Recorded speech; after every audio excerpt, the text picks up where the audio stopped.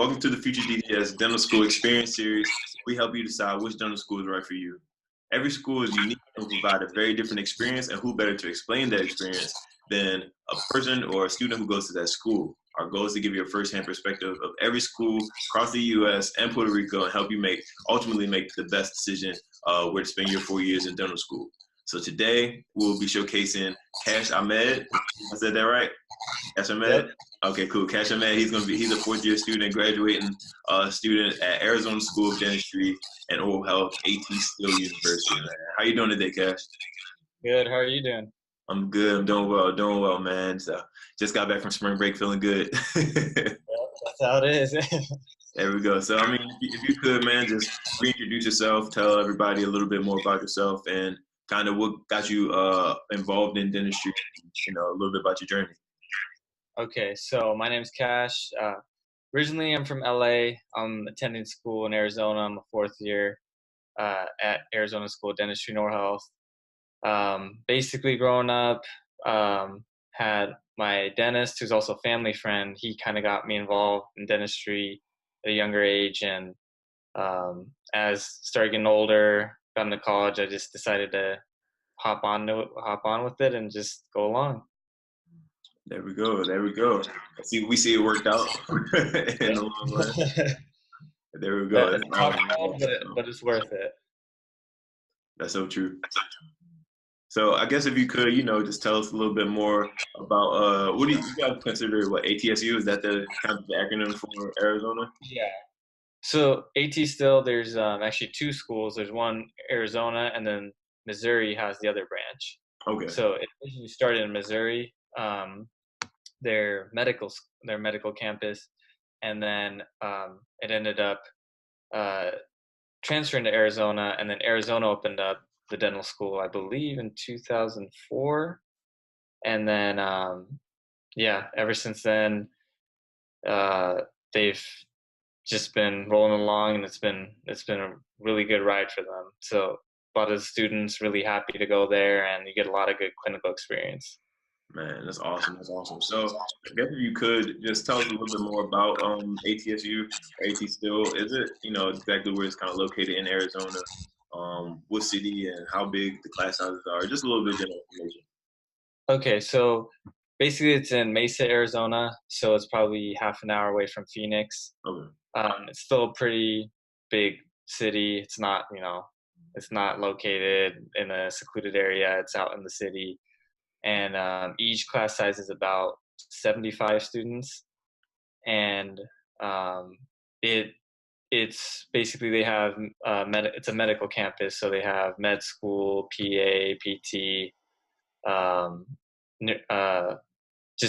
audiology all associated within the campus. It's not a huge campus, but it does have like all those programs, and the dental school actually has its own clinic, its own classroom. So it's kind of separate from the main building of where the rest of the medical professions are. Got you. So I guess, if you can take a little flashback to a few years back, I guess what were some of the key things or some of the key factors that you were looking at when you were putting your list of schools together to initially apply to? And I guess what are some signature things that, ultimately had you choose AT still? So basically, me being from California, one of the big things is I just wanted to be close to home. Love California, big time proponent of that. So Arizona was still pretty close by to where if I wanted to go home, I can, drive not too far.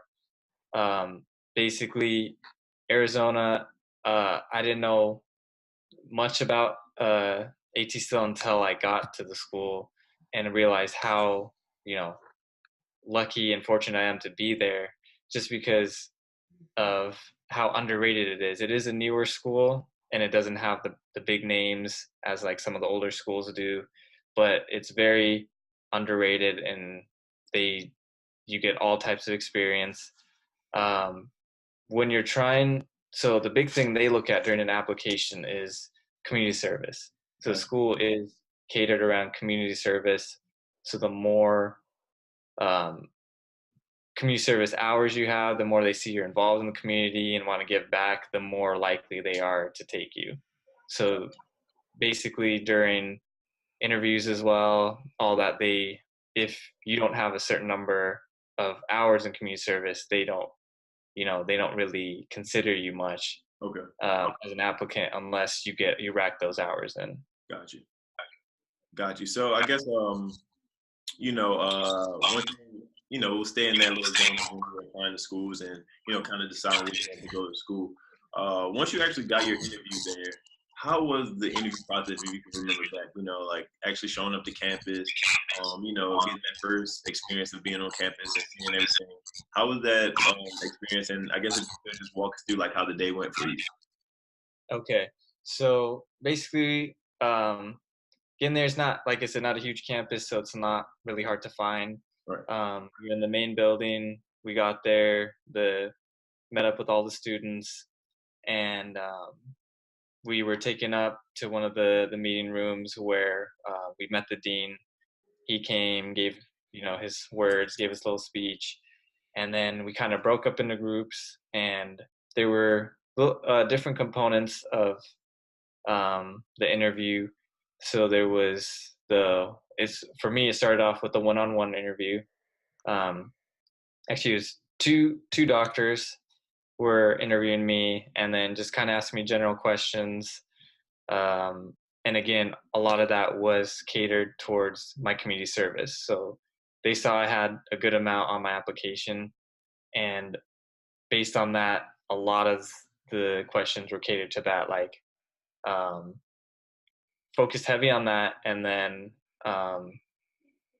after that, it was the big thing they have there are the MMI interviews. So it's basically you have 3 or 4 scenarios, and they have actors in those rooms, and you're basically put in that situation, and they're recording you and kind of seeing how you interact and how you deal with certain issues that come up in dentistry.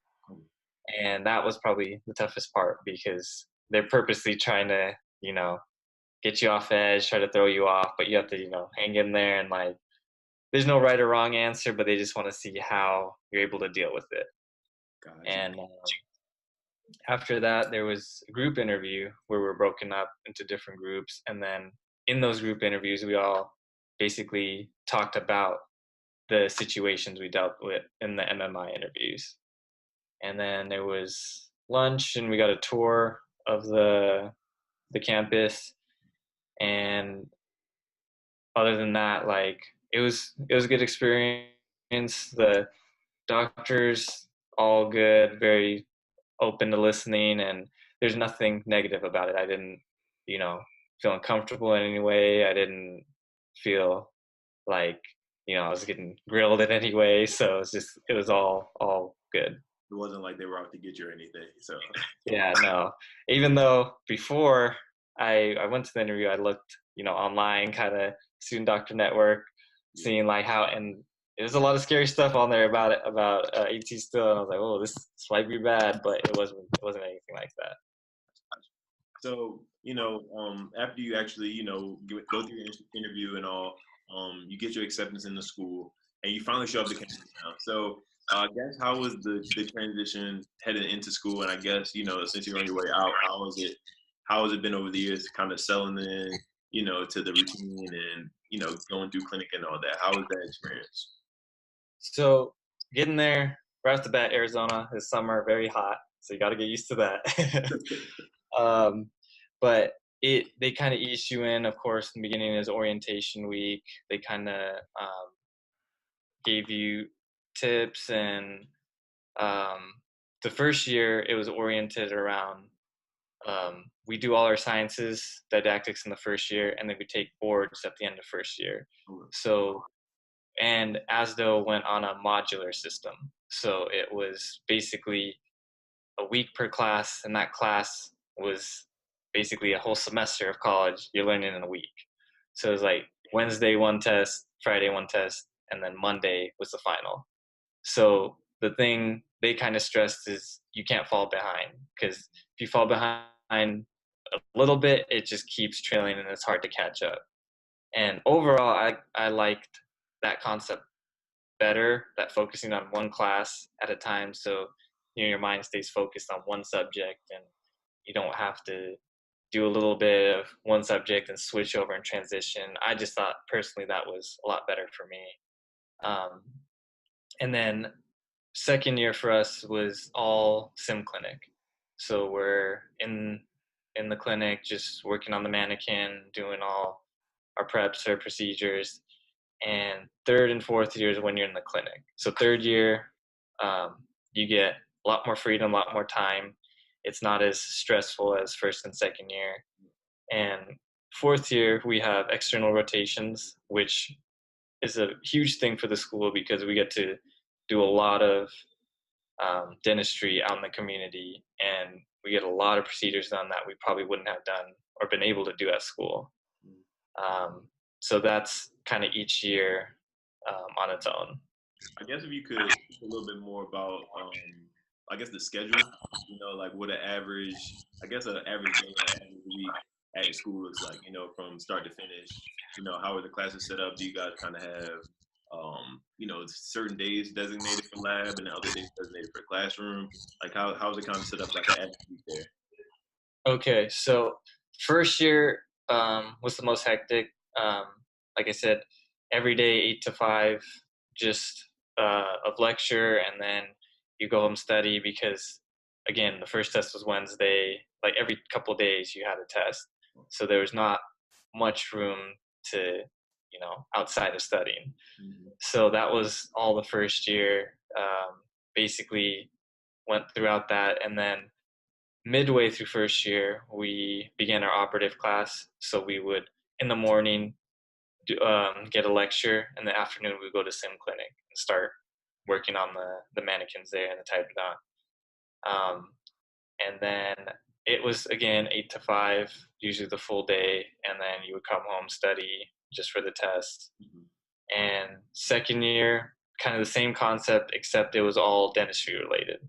So again, morning time, whatever class would be, we get a lecture on there, and then we would go perform whatever we learned that morning in the sim clinic and put our skills to use. And then third year is when it became a lot less loaded. So again, clinic for us, it's our first patient comes in at 8:30, and we go till noon. Then we have our lunch break, noon to 1, and then 1 to 5 is our second patient. So a lot of times, you would go early, you would set up. So, and not in the beginning of D3 year, it did take the full 4 hours to see the patient. But once you start, getting used to it, start getting faster, then it could turn into 2 hours and a little bit less. So it was good in the sense, third year was good in the sense that at least when you came home, you were done. You didn't have to study for anything because we were done with all the tests. And you'd be very exhausted, physically exhausted from the day, but at least you won't mentally exhaust, and mentally, but when you come home, you can just relax. And then beginning of fourth year, that summer, I ended up taking boards, my second boards, or part 2. I think now for the incoming classes, they've combined part 1 and 2. So yeah, so it might be a little different now, but I did that. That was a lot of studying with clinics, so it was kind of tiring then. And fourth year, it's broken up. So the class of 75 gets broken up into half, and there's a group 1 and group 2.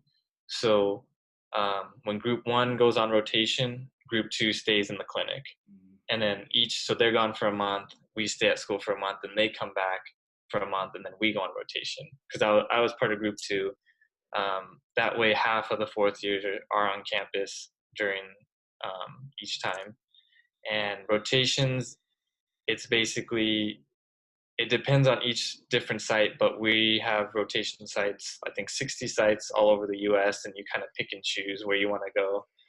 And a lot of them, the usual time is like 8 to 5 as well. Some, if they give a 4-day rotation, they increase the hours, so it'll be 4 10-hour days. And So that kind of the schedule varies on the fourth year with that.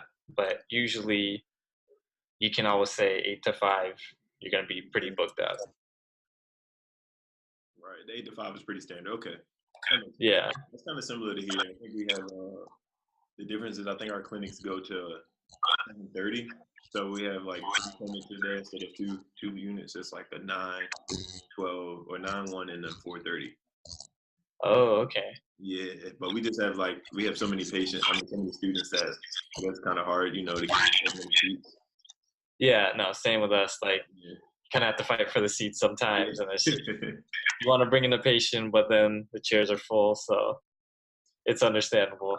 Right. Yeah, so it's just interesting to see like different schools having the different like clinic schedules. Yeah. Okay, cool. So I guess you spoke a little bit about it earlier about the social community service portion of being applying or applicant or aspiring student there. What are some other things that you would suggest that someone seriously considering AT still? What are some things that you focus on right now to help them succeed in getting in as well as being successful once they are in? I guess maybe specifics on community service or just any other thing. Okay, so basically, the community service again is very big. As though AT still is one that they aren't looking for the highest GPA and DAT scores. They're more focused on how much are you involved in the community, how much do you give back, and based on that, I think somewhere around you have to have a high number of hours to be even considered, no matter how high your GPA is or how high your scores are. Um, Based on that, first off is the community service. Then they want to just see that you are involved in they like seeing shadowing hours as well, that you are committed to dentistry and you know what you're getting yourself into. It's not that you just scored high grades but you haven't really experienced much and not shadowed much. So that's a big one. And then the interview is also where once you get to that step, that's the time to shine and just kind of talk about yourself. And they're not too big on research, from what I remember. It's mostly about yourself and just getting to know you and how much you care about dentistry as a career. And then while you're here to be successful, just always keep on top. Don't, like I was telling you, if you start falling behind in the modular system, it gets really tough to come back from that. It's very doable. Nothing where it sounds bad by so many tests per week, but it's not bad at all if you just put in the time. And um, always be willing to learn when you're in clinic. A lot of times when we have cancellations, just try to stay in clinic and learn as much as you can, because one thing with the school is there's no specialties at the school, meaning the students get to do all the procedures. So there's no residents kind of taking over and they get priority. It's you get priority. So if you're there, the more you shadow, the more you learn, the more they're willing to give you the harder procedures that you wouldn't otherwise get. So those are probably the advice I would give. Got you. That's awesome. I guess just to shift speeds a little bit. Mental health is kind of like a big thing right now. Especially in such like a strenuous profession. So I was just wondering if there's like, I guess one, how do you kind of manage your work-life balance? And then on top of that, are there any systems like set up at AT still, just like a admissions, someone in admissions that you can talk to, outlets with the faculty? Like, what are some things that I guess AT still does to kind of help students with their mental health and work-life balance? Like, do they help you with the scheduling? Like give you a couple of weeks off, or try to give you gaps in between tests? Like, how is it? Yeah, so they're definitely willing to work with you.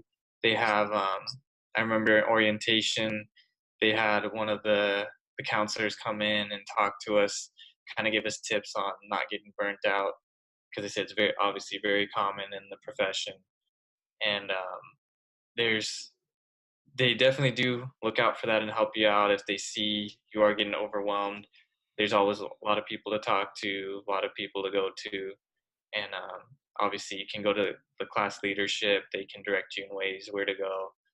Um, Personally, to cope with it, it's being in Arizona. There's a lot of outdoor activities, a lot of nature, where beautiful places to go. So a lot of times it's just going on hikes, beautiful hikes, and enjoying the good weather, and just kind of getting away from all the books, the dentistry, all that, and just kind of enjoying. There's a lot to do out there, and you have to take time for yourself. It's a lot of people, they think, oh, dental school, I need to learn it all, I need to do this, but you get burnt out very fast if you don't make time for yourself.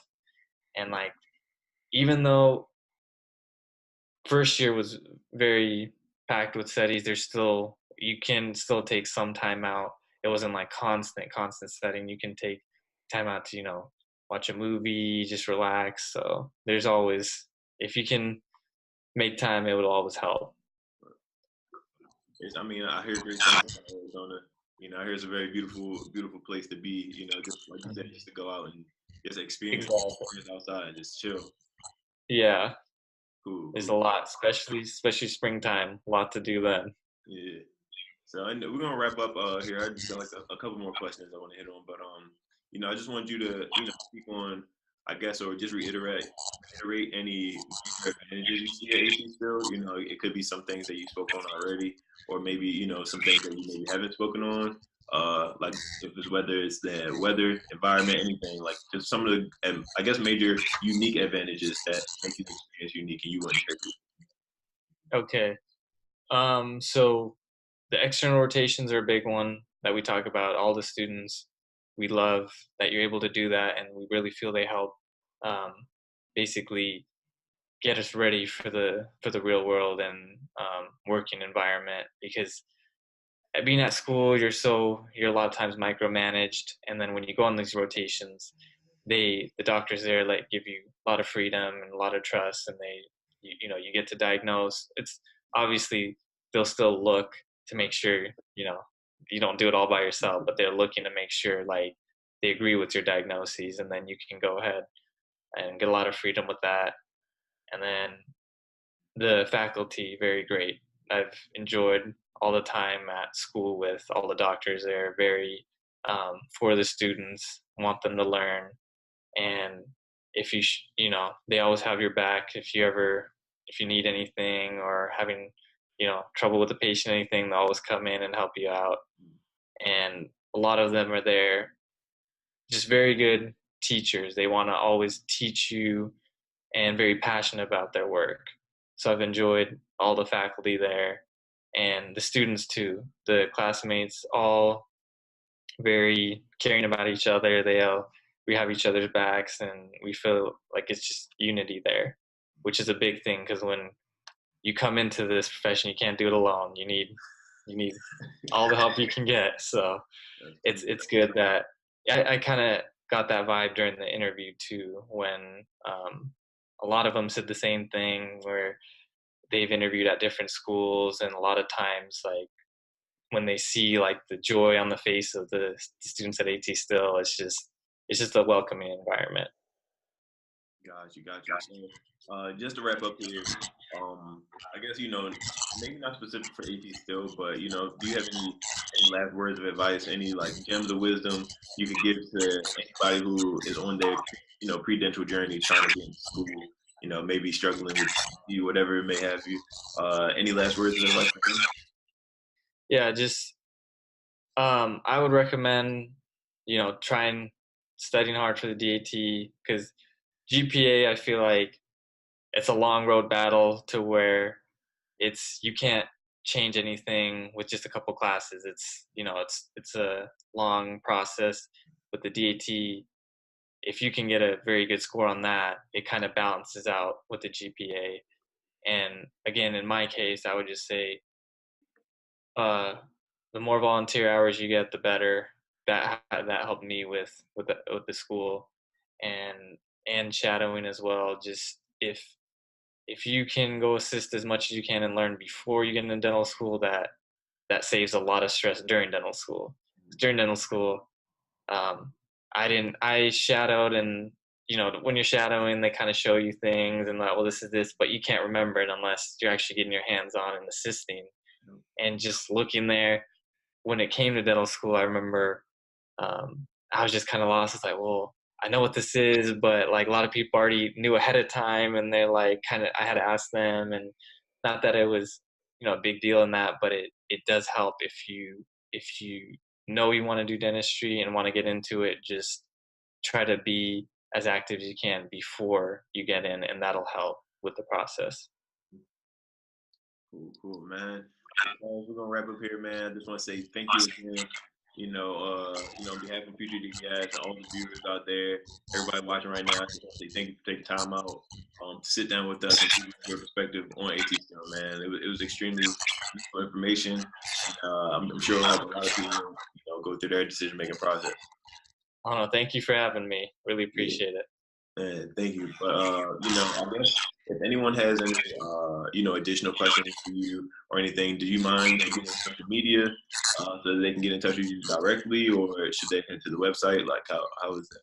Do you have would you mind giving your social media so everyone could get in touch with you if they have any more questions? Oh yeah, that's not a problem at all. So you can reach out on Instagram. I do dr.cashmoney. Make it simple like that. And yeah, if you have any questions, you can always reach out to me that way. That's with a K, y'all. I'm gonna put it on the description. Yeah, you're right. There we go. Man, again, I'm gonna let you go. But again, thank you and best of luck, heading into graduation these last few weeks. As well as, heading into your dental career, man. Congrats. Thank you. You too. You're almost there too, so hang in there. Almost there, right around the corner, man. So, again, on behalf of everybody out there, thanks again to Cash. If you haven't already, hit that like button, subscribe button, and the notification bell so you know whenever we post some new content. Stay tuned and make sure you check out all the rest of the videos for, all the other schools that we're doing. We're doing all the schools across America, trying to help you make the best decision on which dental school is going to be the right place for you. So, make sure you hit that like button. And of course, Cash is extremely open to any questions. So if you have any questions about AT still, make sure you hit them up and learn more about school and take ownership of your process. That's going to be it. See you all next time. Thanks for tuning in.